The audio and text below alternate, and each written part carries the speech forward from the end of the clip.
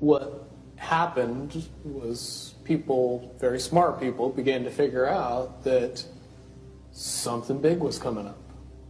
Something that made it so all the possibilities of all the future scenarios of any choice, any possibility that was fed in and observed through the looking glass inherently ended up in the same future. And no decision, no possibility changed past a certain point. That's the big secret. All possible timelines lead to the same basic set of history in the future.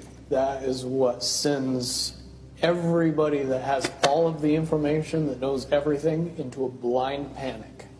The people that know everything about Looking Glass, that have gotten all the reports and all the information, the elites of the world, probably figured out that that was the end of the game. And nothing could be manipulated beyond that point. When I was in the military, it would have been before '97 when I got in trouble. One of my particular areas that I was amazingly intuitive about is problem solving / mission planning, or more specifically, taking a bad mission and fixing it. Certainly knowing how string theory and possible futures works makes it so you can work your mind very quickly to see the reality of what's happening and decide what decisions need to be made to change it for a particular outcome. At a certain point, after they're done hearing the computer tell them, this is what's going to happen, over and over and over and over again, all they become focused on is, how do we fix it? What I do know is that I was called in and asked to solve this problem, this timeline contraction problem. And I eventually did my due diligence and did all the investigating, and basically only had one piece of information, and that was reinforcement. The computer's right. The timelines will contract down to some inevitable thing. There is an inevitable event. It's been forecast, it's been predicted, it's been fed to us in a slop trough of what they want us to believe will happen. They don't actually have control over what happens. They only have control over the reaction, and it seems that no matter what they try to do to cause their desired reaction, it's going to have an opposite effect. Much, much easier for me to explain today what that process is as opposed to back then. If I had to give it a name, I would say it's the awakening process. It's an evolution of consciousness that cannot, will not, and no matter what decisions or possibilities are injected into the equation, eventually it all resolves down to us all learning the truth and becoming aware of this massive dam of lies that has been built that keep us from knowing massive volume of information that we should otherwise possess. Essentially what happened with Looking Glass, not only did they not want people to use it anymore because they knew it was just going to burp out the same thing, but at the same time they didn't want anybody else to know what it was saying, I'm sure.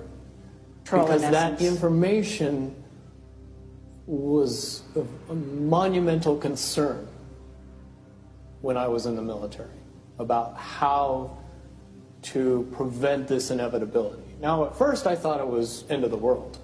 Now I see end of the world as end of their world. The biggest cherry on top of all this conversation would be a synopsis to say that if I could convince everybody out there that for all intents and purposes, what we believe to be true eventually becomes true. If somebody convinces us that a major disaster is going to happen in the very near future, a major disaster happens in the very near future. If we don't buy into that fear and accept that there's really nothing that we know is going to happen, and accept of whatever happens, that makes the convergence of the timelines happen as naturally as possible. Any attempts to try to go away from this one inevitable conclusion, I again see as a new beginning, an end of this reality, the beginning of something that we can't even possibly understand based on the level of our beliefs currently. But when all that information comes flooding out, there's going to be no denying what's true and what's a lie or what's illusion. Basically, what we're experiencing right now is two master chess players sitting at the board. And one of them looks down at the board and sees that he's in checkmate in 7 moves. And he looks across at his opponent, and he knows that his opponent sees it too. So there's no getting out of it. So at this point, the loser can only prolong the game. Both players know the game is over. It's only a matter of time before he does this, and then you're forced to do this, and then he's forced to do this, and eventually checkmate.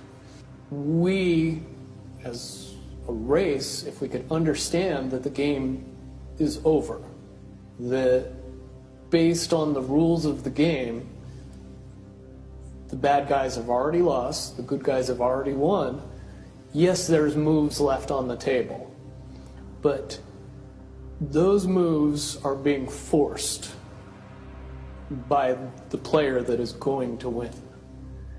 The only way that checkmate can't happen is if the player that's winning makes a mistake. But from all of the information that I've gathered, all of the information that's been given, all of the information that's been vetted to me, it seems pretty obvious that the good guy player on the side of the chessboard knows exactly what has to be done to win the game. And so at this point, any mistake would be all but impossible. But again, you really have to understand the game to know that the guy that's losing is lost. And I'm sure most people sitting watching a chess match between two advanced chess players know the game's over long after the two players know it's over. Because they can't see the board and see that there's only 7 moves left.